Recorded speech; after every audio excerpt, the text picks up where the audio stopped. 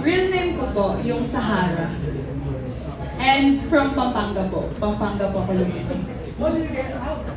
Bakit sa harap pinangalan sa'yo ng parents mo? Are they into what? Ay, hindi ko po alam.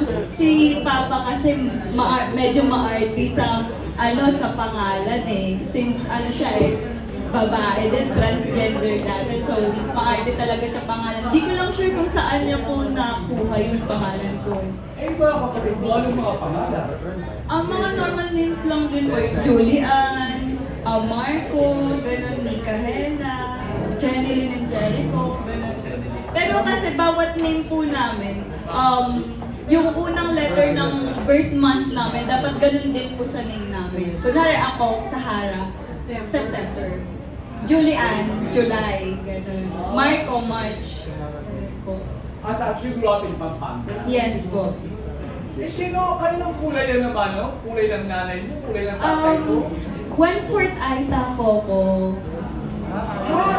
Yes po. Ganda mo yan?